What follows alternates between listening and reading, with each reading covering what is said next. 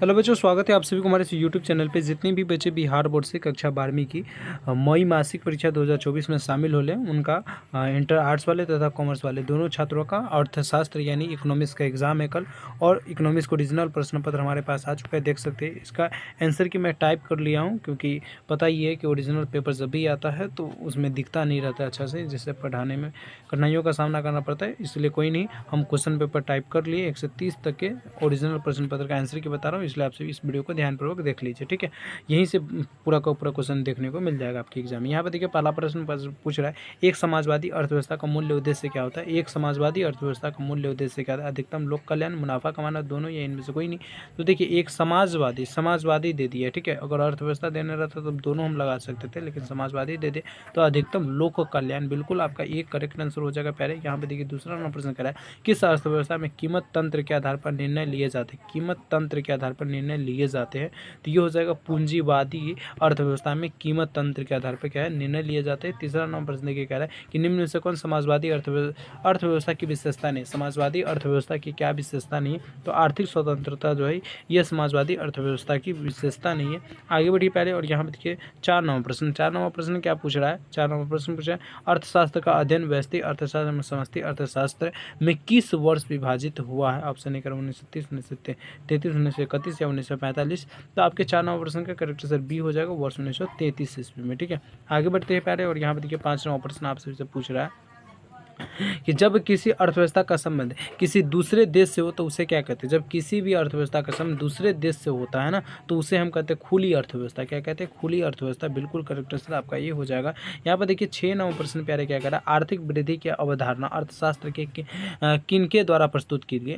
आर्थिक वृद्धि की अवधारणा जो है ये अर्थशास्त्र में किनके द्वारा प्रस्तुत किया गया। एडम स्मिथ, मार्शल, या इनमें से दोनों, या इनमें से किसी से नहीं। तो इसका करेक्ट आंसर हो जाएगा ये, एडम स्मिथ के द्वारा यह प्रस्तुत किया गया था, ठीक है। आगे बढ़ते हैं, और यहाँ पर देखिए पहले 7 नंबर प्रश्न आपसे क्या पूछ रहा है कि व्यवस्था का जोखिम सहने के बदले उद्यमी को क्या प्राप्त होता है। और अर्थव्यवस्था पर या व्यवस्था का जोखिम सहने पर जो उद्यमी होते हैं, मतलब जो व्यापारी होते हैं, उसे क्या प्राप्त होता है। लाभ, मजदूरी, लगान, या ये सभी प्राप्त होते हैं। तो 7 नंबर प्रश्न का करेक्ट आंसर ये बताओगे, लाभ। क्या होगा, व्यवस्था का या अर्थव्यवस्था का जोखिम सहने पे उद्यमी को क्या होता है, तो लाभ प्राप्त होता है, बिल्कुल ये करेक्ट आंसर हो जाएगा। यहाँ पे 9 नंबर प्रश्न, 8 नंबर प्रश्न देखिए कह रहा है, निम्नलिखित में से कौन प्राथमिक क्षेत्र के अधीन आता है। प्राथमिक क्षेत्र के अंतर्गत कृषि आता है, तो बिल्कुल करेक्ट आंसर यहाँ पे 8 का यही लगाओगे, ठीक है। चलिए आगे बढ़ते हैं पहले, और यहाँ पे देखिए 9 नंबर प्रश्न आपसे पूछा कि निम्नलिखित में से कौन सेवा तृतीय क्षेत्र से संबंधित है। कौन से ऐसा सेवा है जो तृतीय क्षेत्र से संबंधित है, तो बिल्कुल करेक्ट आंसर यहाँ पे सी हो जाएगा।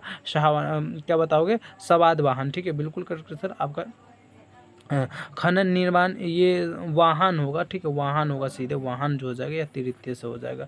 आगे बढ़ते हैं पहले, और यहाँ पर देखिए प्रश्न आपसे से क्या पूछ रहा है। प्रश्न पूछ रहा है 10 नंबर प्रश्न कह रहा है कि माइक्रोस निम्नलिखित में से किससे संबंधित है। माइक्रोस या निम्नलिखित में से ग्रीक शब्द से संबंधित है, यानी बी आपका बिल्कुल सही आंसर हो जाएगा। तो 11 नंबर प्रश्न देखिएगा, सूक्ष्म अर्थव्यवस्था का अध्ययन क्षेत्र क्या है। सूक्ष्म अर्थव्यवस्था का अध्ययन क्षेत्र क्या है। मूल्य निर्धारण करना, बिल्कुल सही। उत्पादन फलन करना, बिल्कुल। वितरण तथा उत्पादन के साधनों के प्रयोग में कुशलता करना, तो बिल्कुल यहाँ पे करेक्ट आंसर आपका डी सही हो जाएगा, ठीक है प्यारे। आगे बढ़ते हैं, और यहाँ पे देखिए प्यारे प्रश्न क्या पूछा हुआ है, 12 नंबर प्रश्न पूछा हुआ है कि सभी आर्थिक समस्याओं का प्रमुख कारण क्या होता है। सभी आर्थिक समस्याओं का प्रमुख प्रचुरता, दुर्बलता, दोनों या इनमें से कोई नहीं। तो 12 का करेक्ट आंसर आपका बी हो जाएगा, दुर्बलता, ठीक है, बिल्कुल आपका बी सही आंसर है। आगे बढ़िए, और यहाँ पे देखिए पहले 13 नंबर प्रश्न आपसे क्या पूछा हुआ है। 13 नंबर प्रश्न पूछा हुआ है, समष्टि अर्थशास्त्र में अभिकर्ता क्या करने का प्रयास करते हैं। समष्टि अर्थशास्त्र में अभिकर्ता जो होता है ये क्या करने का प्रयास करते हैं। लाभ कमाने का, जनता के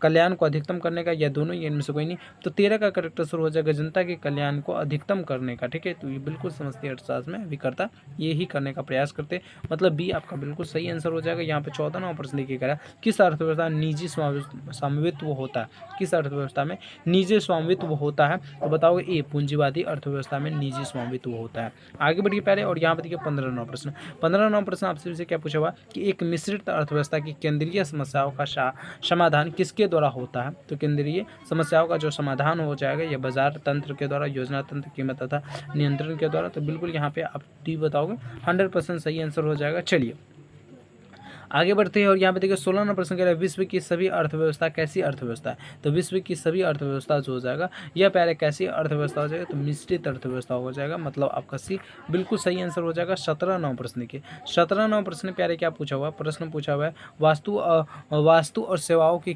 कीमत और मात्रा किस अर्थव्यवस्था की शाखा में निर्धारित होते हैं। वस्तु और सेवाओं की कीमत और मात्रा किस अर्थव्यवस्था की शाखा में निर्धारित होते हैं। व्यस्ती अर्थशास्त्र, समष्टि अर्थशास्त्र, दोनों या इनमें से कोई नहीं। तो 17 का आपसे भी क्या बताओगे, बिल्कुल करेक्ट आंसर प्यारे क्या हो जाएगा, इसका ए हो जाएगा।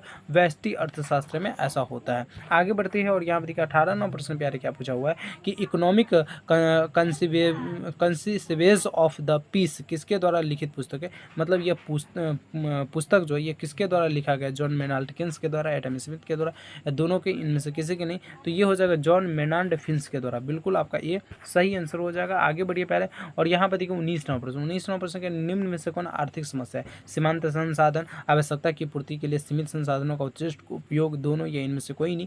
तो आपके 19 नंबर प्रश्न का बिल्कुल करेक्ट आंसर क्या बताओगे प्यारे, तो बिल्कुल बी आपका सही आंसर हो जाएगा। आवश्यकताओं की पूर्ति के लिए सीमित संसाधनों का उत्कृष्ट उपयोग। ठीक है, आगे बढ़ते हैं और 20 नंबर प्रश्न के प्यारे करा अर्थव्यवस्था में निम्न में से किसमें सरकार की भूमिका नहीं होता। अर्थव्यवस्था में निम्न में से किसमें सरकार की भूमिका नहीं होती है।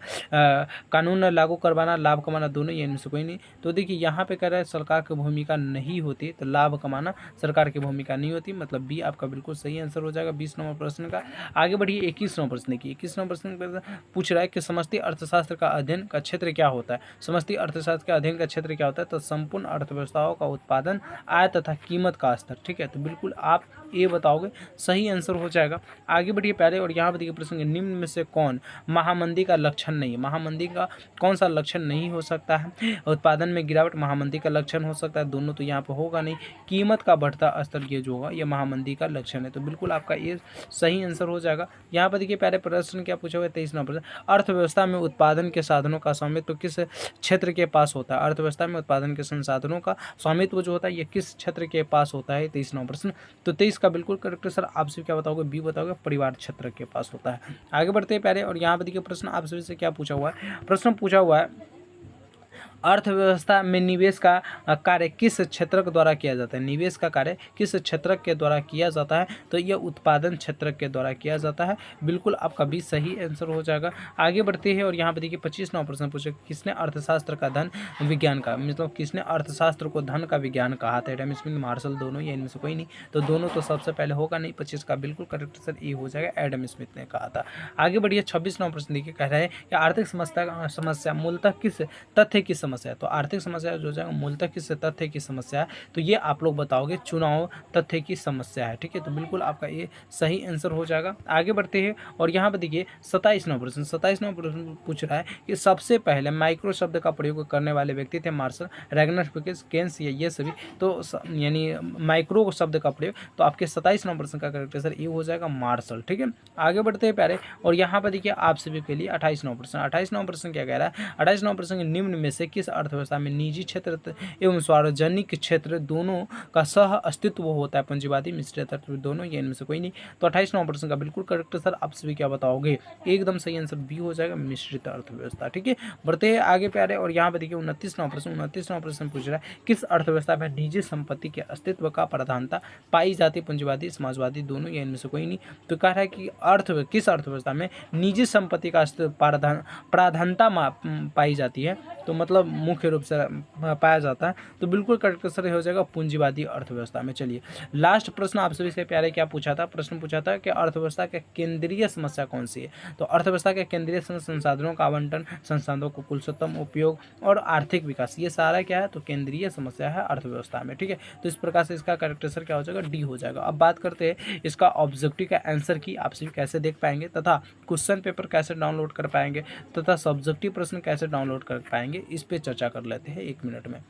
तो प्यारे अर्थशास्त्र के ओरिजिनल क्वेश्चन पेपर तथा आंसर की डाउनलोड करने के लिए आप लोगों को क्या करना है, गूगल के किसी भी क्रोम ब्राउज़र को खोल लेना है और सिंपल से यहाँ पे सर्च करना है BSEBCAREER। ठीक है, इस प्रकार से BSB कैरियर सर्च करना है। जैसे ही सर्च करोगे सबसे ऊपर BSEBcareer.com का ऑफिशियल साइट दिख जाएगा। सिंपल से क्या करना है, इस पर क्लिक कर लेना है। क्लिक करोगे कुछ इस प्रकार से ये ओपन हो जाएगा। थोड़ा सा इस प्रकार से नीचे करोगे तो देखो यहाँ पे एक सेक्शन आप सभी को दिख जाएगा, क्वेश्चन आंसर की का सेक्शन। ठीक है, तो सिंपल से क्या करना है, क्वेश्चन आंसर की के सेक्शन में आप सभी को पोस्ट ढूंढना है तो ढूंढने पर नहीं मिलेगा, क्योंकि यह पोस्ट थोड़ा सा नीचे चला गया है। इसलिए आप लोग क्या कीजिएगा, क्लिक हेयर वाले बटन पे क्लिक कर लीजिएगा। ठीक है, क्लिक हेयर वाले बटन पे क्लिक कीजिएगा, कुछ इस प्रकार से ये सारे पोस्ट ओपन हो जाएगा और यहाँ पे आप सभी देख पाएंगे इकोनॉमिक्स। ठीक है, इकोनॉमिक्स का लिखा हुआ है download question paper and answer की। तो सिंपल से क्या करना है, पहले इस पर क्लिक करना, क्लिक करोगे कुछ इस प्रकार से ये ओरिजिनल पेपर खुल जाएगा। खुलने के बाद यहाँ पे जितनी भी जानकारी देगा सारी जानकारी को पढ़ सकते हो, क्वेश्चन पेपर पढ़ सकते हैं। यहाँ पे अभी जब जैसे ही हमने ऑब्जेक्टिव आंसर की करा दिया तो यहाँ पे मैं